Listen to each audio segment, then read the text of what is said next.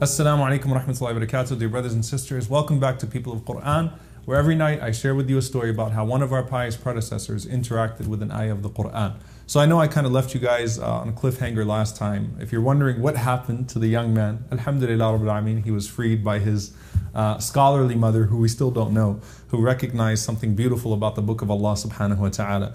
Now, today we're actually going to talk about a recognized scholar and someone that also was very literate in the Quran and that was able to use it to really bring a sense of glory to this ummah and a sense of pride to this ummah. The man that we're going to talk about today, his name is Al-Qadi Abu Bakr Al-Baqillani rahimahullah ta'ala, from Baghdad, the great judge of Baghdad in Iraq. And literally what I'm about to share with you is from the year 1000. And in the year 1000, Al-Qadi Abu Bakr Al-Baqillani was invited to a debate.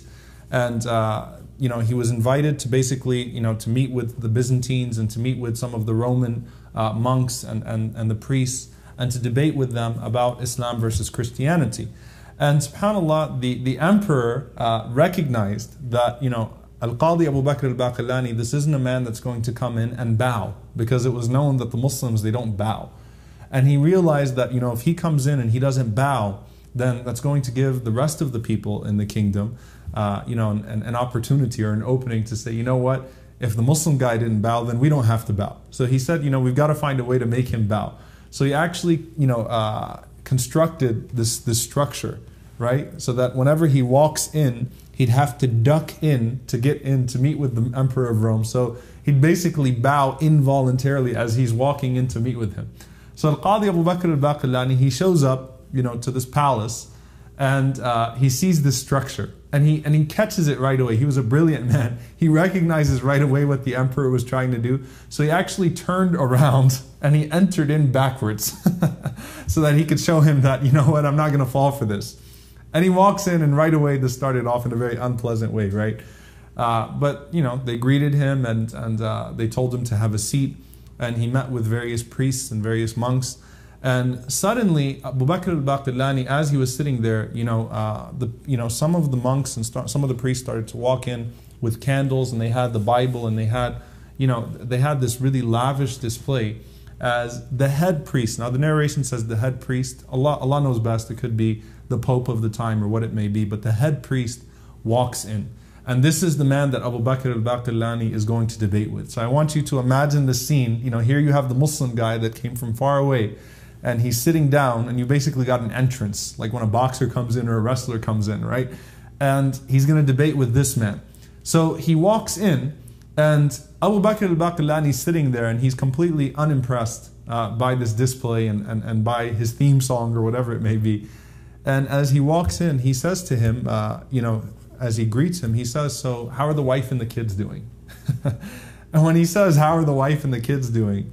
everyone just blew up. Everyone was like, "Wait, what did you just say?" And they were, it just caused this entire ruckus in the palace. Like, how dare you say that the man has a wife and kids? Don't you recognize that our priests are above that and that this man is above that? How could you say that he has a wife and kids? And he responds brilliantly. He says, but Allah subhanahu wa ta'ala says, and this is in Surah Maryam, verse 88, وَقَالُوا اتَّخَذَ الرَّحْمَنُ وَلَدًا, and they say that the most merciful has taken for himself a son. لَقَدْ جِئْتُمْ شَيْئًا إِدًّا, you've done an atrocious thing. You've brought forth an atrocious claim. Allah says, تَكَادُ السَّمَاوَاتُ يَتَفَطَّرْنَ مِنْهُ وَتَنْشَقُّ الْأَرْضُ وَتَخِرُّ الْجِبَالُ هَدًّا. Allah subhanahu wa ta'ala says that the heavens almost rupture therefrom, and the earth splits open, and the mountains collapse in devastation. أَنْ دَعَوْا لِلرَّحْمَنِ وَلَدًا, that they dare attribute to the most merciful a son. He said, subhanAllah, you guys are up in arms, and this whole ruckus took place because I asked one of the priests about his wife and kids, but you're willing to attribute that to Allah subhanahu wa ta'ala. So obviously the debate went sour from that moment. Abu Bakr al-Baqillani had the upper hand. And when that happened, one of them chimed in, and he wanted to basically insult the Muslims. So he said to him, tell us what happened to the wife of the Prophet ﷺ, the wife of the Prophet Muhammad that committed adultery. And he meant by that Aisha radiallahu anha. So he brought forth the slander against Aisha. And listen to what Abu Bakr al-Baqillani said.